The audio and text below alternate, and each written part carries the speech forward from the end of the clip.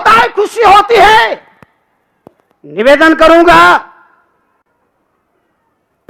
एक नया जोड़ा आशीर्वाद लेने के लिए आया। सुबह ही उनकी शादी हुई थी, आशीर्वाद लेने के लिए आए। परिजनों ने कहा, मुनि जी ये नया नया जोड़ा, आप इन्हें आशीर्वाद दें। मैंने उनसे कहा, तुम गृहस्थ जीवन में प्रवेश कर रहे हो, मगर मेरी इतनी एक ही बात याद रखना, एक ही बात याद रखना, और बात याद रखने वाली यह है कि जहां तर्क है वहां नरक है, और जहां समर्पण है वहां स्वर्ग है।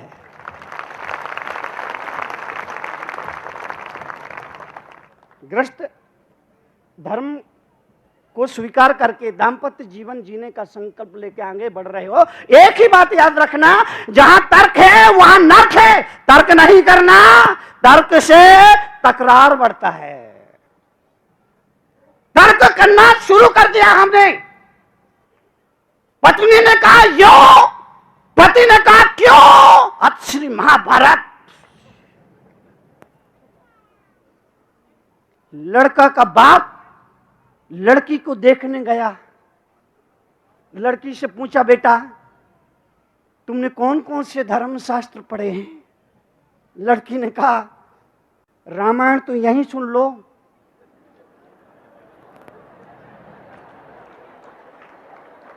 समझ गए क्या? लड़की ने कहा, रामायण तो यहीं सुन लो, महाभारत घर आके सुनाऊंगी।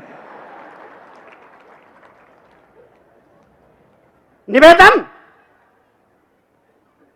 जब तक पति पत्नी के बीच में आपस में प्रेम होता है, समर्पण होता है, जीवन में आनंद होता है, खुशी होती है, परिवार में प्रेम होता है, परिवार में सद्भाव होता है, घर में स्वर्ग होता है।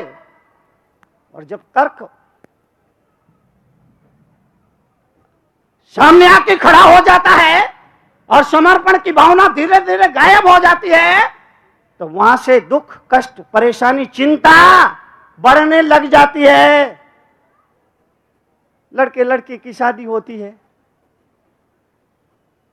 पत्नी अपने पति को आवाज देकर बुलाती है। तो शुरुआती 1 साल तक क्या आवाज देती है, 1 साल बाद क्या बोल के बुलाती है, फिर 1 साल बाद क्या और बोल के बुलाती है, फिर और चौथे साल में क्या बोल करके बुलाती है। बोलू? नहीं नहीं, आप कहेंगे तो बोलेंगे, लेकिन बाद में ये मत पूछना कि मुनि जी आपको कहां से पता। प्लीज ये मत पूछना। लड़के लड़के का विवाह होता है, पत्नी अपने पति को आवाज देकर बुलाती है, तो आवाज देती है, आवाज में बोलती है, जानो। कितना प्रेम है भाई, कितना प्रेम है। अगर जिंदगी भर ऐसा ही प्रेम बना रहे तो जानू मैं तुम्हें मानू। इतना प्रेम बना रहे ना। पहले साल में आवाज देते और बुलाती जानो, दूसरे साल में आवाज देकर बुलाती है पप्पू के पापा,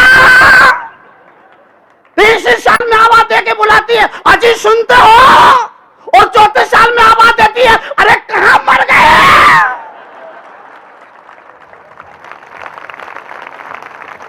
प्रेम कम होता जाता है, टकराव बढ़ता जाता है। निवेदन, अपने अपने हम को गौण रखिए। आम की वजह से टकराव होता है। भारत जैसे मुल्क में तलाक का ग्राफ बढ़ते जा रहा है, सिर्फ इसलिए समर्पण कमजोर हो रहा है, तर्क प्रमुख हो रहा है। पत्नी कार को रिवर्स में ले रही थी, श्रवण भाई, पत्नी कार को रिवर्स में ले रही थी। पति ने कहा तुमको गाड़ी रिवर्स में लेना नहीं आता। ओ, पत्नी को इतना गुस्सा आया, इतना गुस्सा आया, चाबी कार में फेंकी और अपने पियर में जाकर के बैठी, और 2 दिन बाद कागज भेज दिए तलाक के। संघर्ष बढ़ रहा है। आपसे निवेदन करना चाहता हूं कि अगर ये एक दूसरे को नीचे दिखाने की भावना रखेंगे, क्या होगा? संघर्ष बढ़ेगा। एक दूसरे को सुनिए। पत्नी को सोने के कंगन आभूषण मत दो, लेकिन पत्नी की एक ही मांग होती है, उसकी बातों को प्रेम से सुना जाना चाहिए। ये तालियां महिलाओं ने बजाई है, मैं समझ रहा हूं।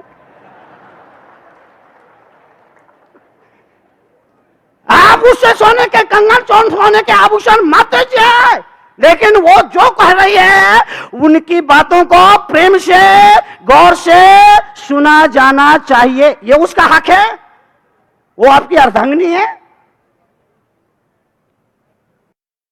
यह उसका अधिकार है। उसके अर्धांगिनी होने के नाते उसका हक बनता है, अधिकार बनता है। सुनिए, वो आपके हित के लिए ही कुछ बोलेगी, आपके भले के लिए ही कुछ बोलेगी, परिवार के कल्याण के लिए ही कुछ बोलेगी। सुनिए, सुनना होगा, सुनना चाहिए। एक दूसरे को सम्मान दो, एक दूसरे की भावना को समझो। भाइयों को सोचना चाहिए कि एक बार क्रोध करने का, गुस्सा करने का अधिकार उसे भी है। जब मैं गुस्सा करता हूं, वो शांति से चुपचाप रह के सुनती है। अगर उसका दिमाग, वो भी संसारी प्राणी है, उसकी भी कुछ अपेक्षाएं हैं, कुछ भावनाएं हैं, किसी वजह से उसके मन में भी गुस्सा आ सकता है। आप उसको शांति से सुनिए, उसके बात को गौर से सुनिए। ये जरूरी है, आपस में सामंजस्य होना जरूरी है। एक दूसरे को नीचे दिखाओगे तो क्या होगा? पति पत्नी में झगड़ा हो गया, झगड़ा। अब हिंदुस्तानी पाकिस्तानी बमबारी कब हो जाए कुछ बोल नहीं सकते ना। पति पत्नी में झगड़ा हो गया, झगड़ा होने के बाद दोनों को बाजार जाना था, कार उठाई, कार में बैठे, बाजार की तरफ गड़े चले। रास्ते में एक पेड़ था, पेड़ पे बंदर बैठे थे। पति ने अपनी पत्नी से कहा, देख तेरा रिश्तेदार बैठा है। क्या बोला? नीचे दिखाना था ना, मन में जो क्रोध था उसको निकाल करके नीचे दिखाना था। तो पति अपनी पत्नी से बोला, देख तेरा रिश्तेदार बैठा है। तो पत्नी ने कहा, हाँ रिश्तेदार तो है, लेकिन शादी के बाद हुआ है।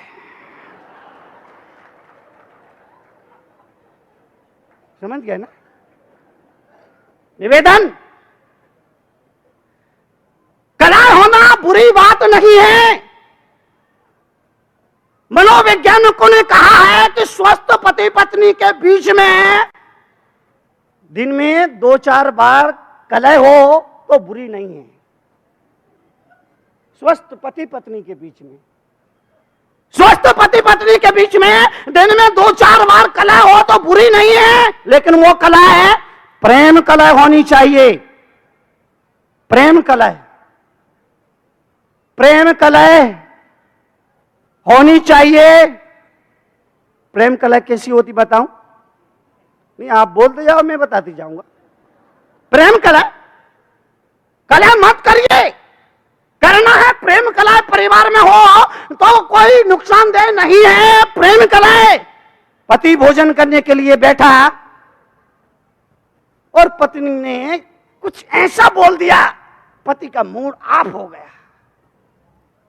देवियों से निवेदन करूंगा, पति जब भोजन करने के लिए बैठा है उस समय आप दुनिया का रोना धोना मत रखिए, शांति से भोजन कराइए, प्रेम से भोजन कराइए। उस समय रोइए, दुनिया भर का इधर उधर फला ढेका, ये जरूरी नहीं। और महिलाओं की एक बहुत बुरी आदत होती है, पूरा दिन भर का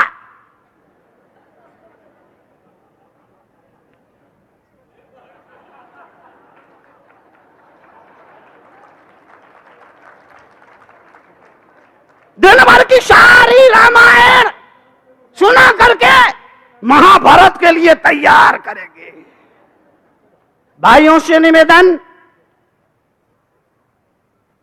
जब आप दुकान से ऑफिस से वापिस अपने घर आते हैं हो सकता है दिन भर में सास बहू के बीच में कुछ कहा सुनी हो गई हो,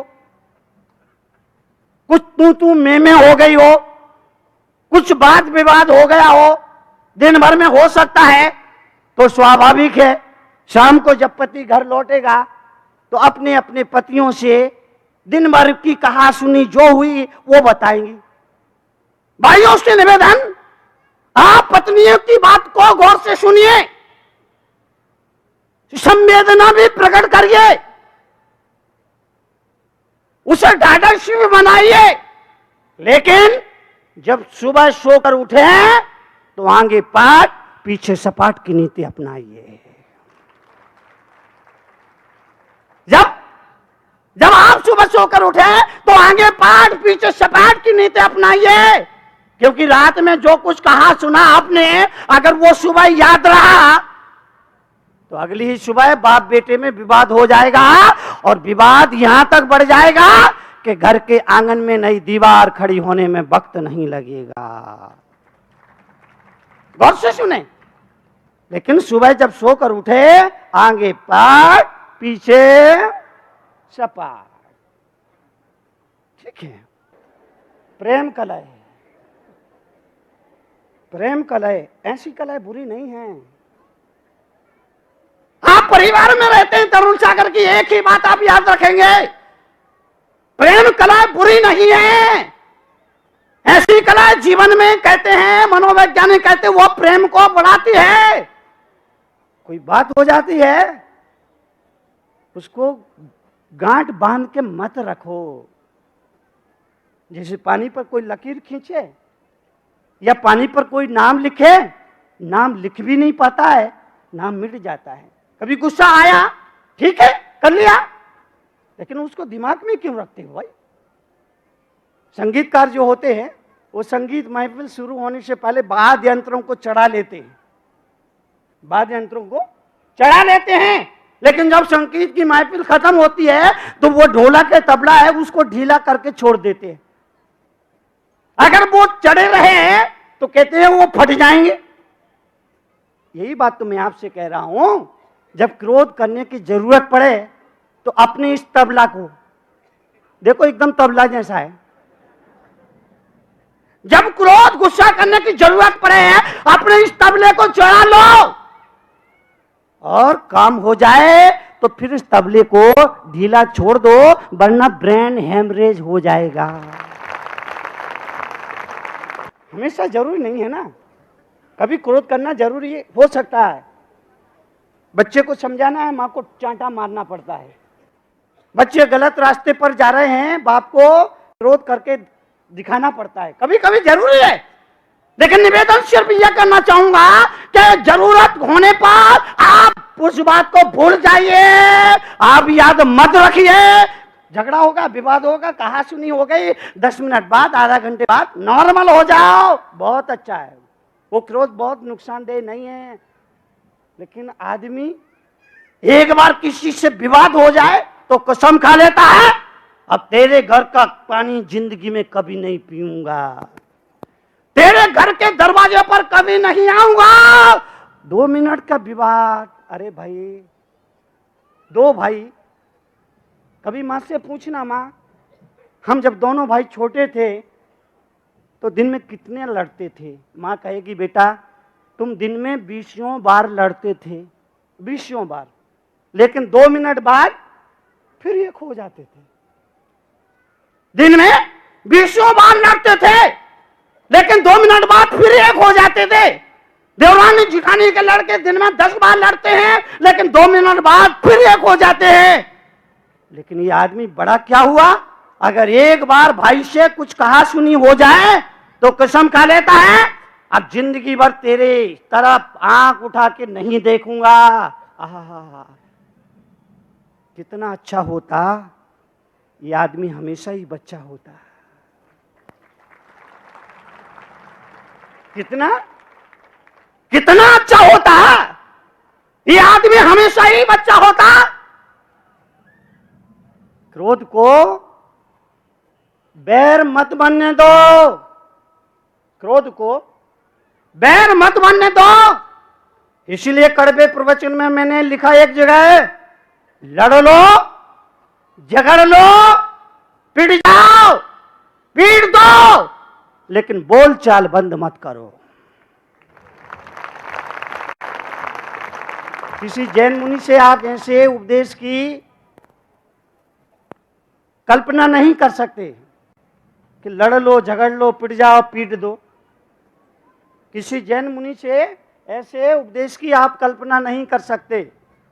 पर यहां जो 30, 40, 50 हजार लोग बैठे हैं, मैं उन सब से निवेदन करना चाहूंगा कि लड़ लो, झगड़ लो, पिट जाओ, पीट दो, लेकिन बोलचाल बंदो मत करो। क्योंकि मुझे मालूम है आदमी बिना लड़े जिंदा नहीं रह सकता। लड़ेगा।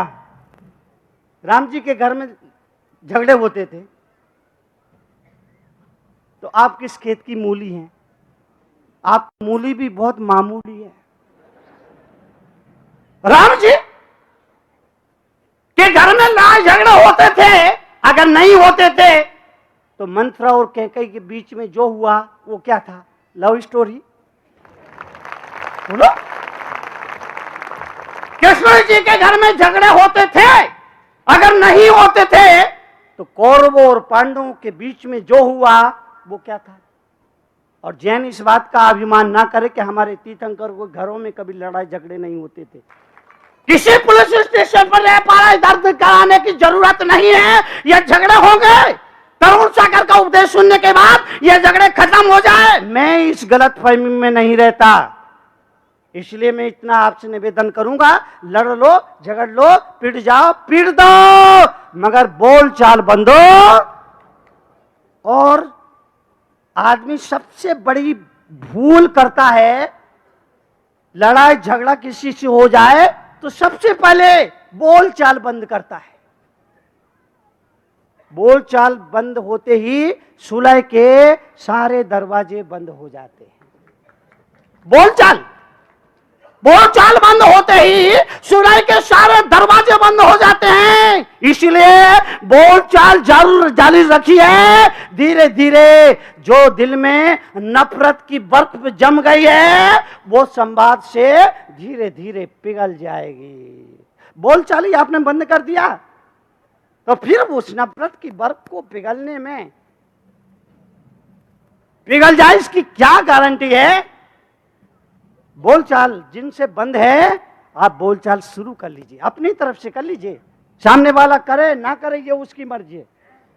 आप अपनी तरफ से बोलचाल चालू रखिए और हम सबसे पहले बोलचाल बंद करते। दोनों रात में सो गए।